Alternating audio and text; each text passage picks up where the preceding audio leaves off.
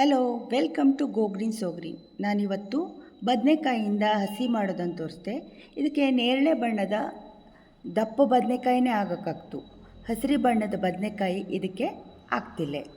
ನಾನಿಲ್ಲಿ 2 ಬದನೆಕಾಯಿ ತಗೊಂಡೆ. ಈ ಬದನೆಕಾಯನ್ನು ಕೆಂಡದಲ್ಲಿ ಅಂದರೆ ಒಲೆ ಉರಿಯಲ್ಲಿ ಸುಟ್ಟು ಹಸಿ ಮಾಡ್ತಾ ಇದು ಭಾರಿ ರುಚಿ ಆಗ್ತು ಅನ್ನಕ್ಕೆ ಕಲ್ಸ್ಕೊ ತಿಂಬ್ಲಕ್ಕೆ. ನಾನಿಲ್ಲಿ ಅಮ್ಮನ ಮನೆಗೆ ಬಂದಿದ್ದೆ. ಸೊ ಇಲ್ಲಿ ಸೌದೆ ಒಲೆ ಉರಿಲಿ ಬದನೆಕಾಯನ್ನು ಈಗ ಸುಡ 2 ಬದನೆಕಾಯಿ ತಗೊಂಡೆ ನಾನು ಇಲ್ಲಿ. ಈ ರೀತಿಯಾಗಿ ಕೆಂಡದ ಮೇಲೆ ಇದು ಬೆಂದ ತಕ್ಷಣ ತಿರುಗಿಸಿ ಮತ್ತೆ ಸುಡ. ನೋಡಿ, ಈ ವಿಡಿಯೋದಲ್ಲಿ ತೋರಿಸ್ದಂಗೆ ನೀವು ಸುಡ. ನೀವು ಕೆಂಡ ಒಲೆ ಇಲ್ಲೇ ಅಂದರೆ ಮಾಮೂಲಿ ಗ್ಯಾಸ್ ಒಲೆಯಲ್ಲೂ ಸುಡ್ಲಕ್ಕು, ಆದರೆ ಕೆಂಡದಲ್ಲಿ ಸುಟ್ಟು ಮಜಾನೇ ಬೇರೆ.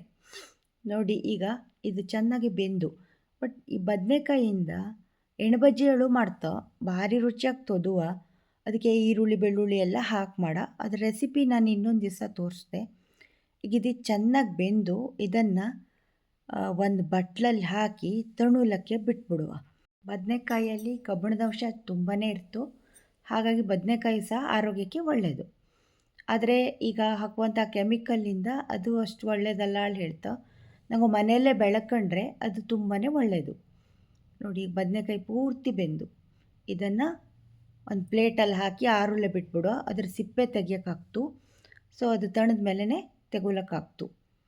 ಅಲ್ಲಿ ತನಕ ಈಗ ಒಂದು ಮಿಕ್ಸಿ ಜಾರಲ್ಲಿ ಕಾಯಿ ತುರಿ, ಒಂದು ಹಸಿಮೆಣಸಿನಕಾಯಿ ಹಾಕಿ ನೀರು ಹಾಕಿ ಬೀಸ್ಕೊಳ್ಳೋ. ಅದನ್ನು ಒಂದು ಪಾತ್ರೆಗೆ ಟ್ರಾನ್ಸ್ಫರ್ ಮಾಡಿ ಅದಕ್ಕೆ ರುಚಿಗೆ ತಕ್ಕಷ್ಟು ಉಪ್ಪು ಹಾಕೋ.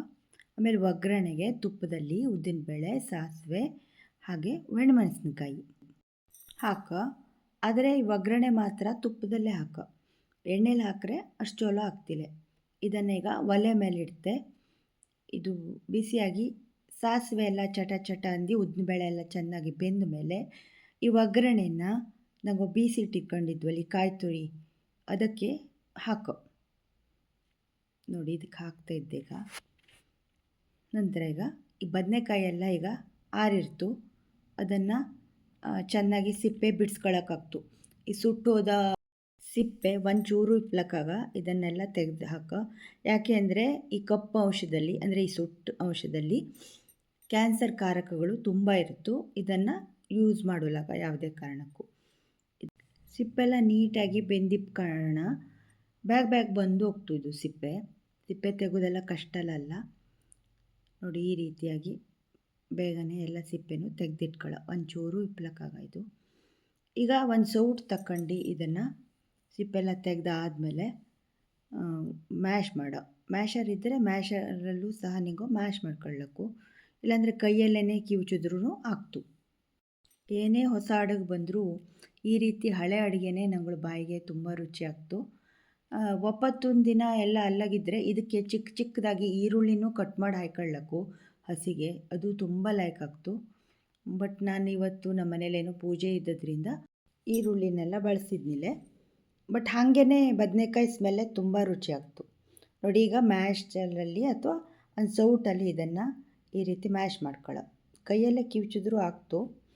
ಚೆನ್ನಾಗಿ ಬೆಂದು ಈ ರೀತಿಯಾಗಿ ಎಲ್ಲವನ್ನು ಮ್ಯಾಶ್ ಮಾಡ್ಕೊಂಡು ಆದಮೇಲೆ ಇದನ್ನು ಉಪ್ಪಿಟ್ಕೊಂಡು ಮಿಶ್ರಣಕ್ಕೆ ಸೇರಿಸಿದ್ರಾತು.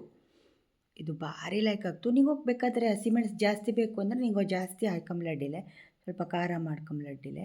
ಬಟ್ ಈ ರೀತಿಯೇ ಮಾಡ್ತಾ ಸಾಮಾನ್ಯವಾಗಿ ರಾಶಿ ಖಾರ ಎಲ್ಲ ಇರ್ತಿಲ್ಲ, ಸಪ್ಪೆನೇ ಇರ್ತು. ಬಟ್ ಸಮ್ಮರಿಗೆ ಇದು ರಾಶಿ ಚಲೋ ಆಗ್ತು ಊಟ ಮಾಡೋಲಕ್ಕೆ, ಭಾಳ ರುಚಿ ಆಗ್ತು. ಹುಳಿ ಮಾಡದಾಗಿದ್ರೂ ಈ ರೀತಿ ಹಸಿ ತಂಬಳಿ ಪಲ್ಯ ಎಲ್ಲ ಮಾಡ್ಕೊಂಡು ತಿನ್ನೋದ್ರಿಂದ ನಗಳ ದೇಹನೂ ಜಾಸ್ತಿ ಉಷ್ಣ ಆಗ್ತಿಲ್ಲ. ನೋಡಿ, ಮಿಕ್ಸನ್ನೆಲ್ಲ ಇದಕ್ಕೆ ಹಾಕ್ತಾಯಿದ್ದೆ. ಈಗ 2 ಸೌಟು ಮೊಸರು ಹಾಕೋ.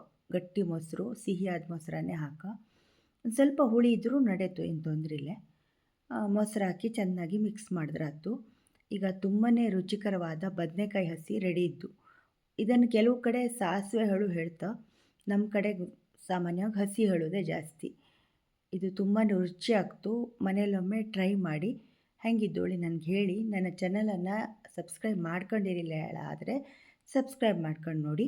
ಹಾಗೆ ಒಂದು ಲೈಕ್ ಮಾಡಿ, ನಿಮ್ಮ ಫ್ಯಾಮಿಲಿ ಆ್ಯಂಡ್ ಫ್ರೆಂಡ್ಸಿಗೆಲ್ಲ ಶೇರ್ ಮಾಡಿ.